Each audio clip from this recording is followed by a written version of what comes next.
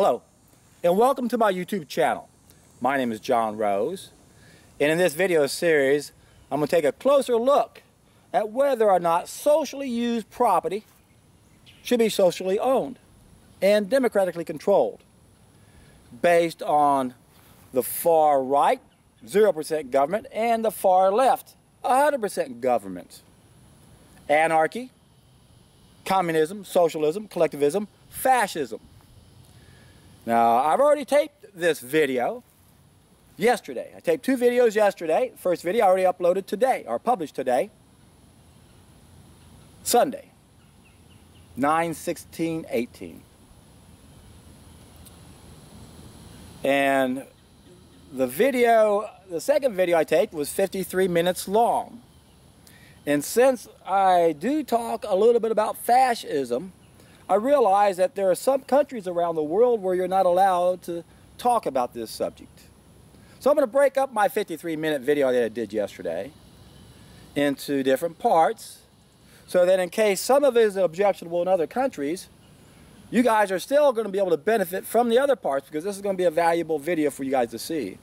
It's important that you see all videos, all parts of this video, because it's really one video. I talk about a lot of things, but I tie it all together.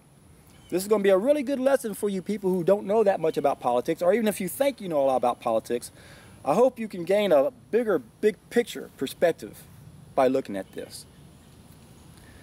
I've only gone through the video once yesterday and transcribed certain sections that I thought were key to help me break the video up into different sections. But I haven't finished that yet, so I don't know how many parts there are going to be to this video series, but please watch it in its entirety.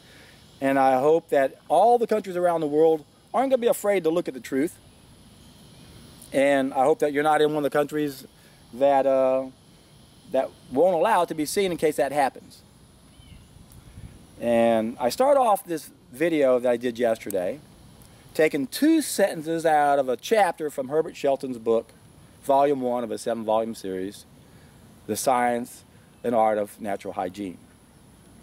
Now, this chapter was called The Symbiotic Society.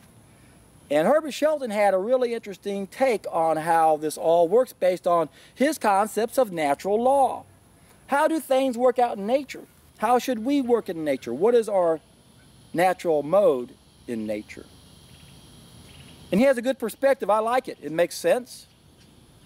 It may challenge some of you guys in some of the ways. In fact, my video that that's going to follow this up, the 53-minute video that I'm going to break up, is going to challenge a lot of your people's beliefs, especially if you're not open-minded. Are like-minded people thicker than blood? That was a video I published earlier today. One of the common characteristics we have as the trim tabs on the hero's journey is we have an open mind. Now, I realize a lot of you guys find this knowledge of how to live, because you were sick and you weren't getting any answers going the traditional route. So it might not be so much a matter of having an open mind. You were desperate. You were looking for anyone that had the answers and solutions, and you found it. But you might not have an open enough mind to entertain an idea without accepting it. I realized the other day when Aristotle said the mark of an intelligent mind is the ability to entertain a thought without accepting it. That's a definition of an open mind. An open-minded person will entertain a thought without accepting it, just to entertain it, because you have an open mind. Intelligent people have open minds. Closed-minded people cannot entertain a thought without accepting it. You already think you know. That's the problem we face on our planet. It's the false knowledge. And all those pages snuck into our books of Satan's secret weapon. Be sure to watch that video, Satan's secret weapon. I'll be sure to add a link down below to that video, because it really does apply to this. It will help set up the video series that I'm going to follow up with this. I'm also going to include in this video, probably as a pinned comment down below, I don't think I'm going to put it in the description box, my notes from Herbert Shelton's chapter, The Symbiotic Society, to help you get a better idea of how he's looking at things. It's an interesting perspective, and we can use it to help us look at all the other approaches to try to figure out how we can turn this planet around. So that's all I'm going to say today. This is going to be a very short video to set up what I'm going to publish in the following days afterwards. This should be published tomorrow, Monday.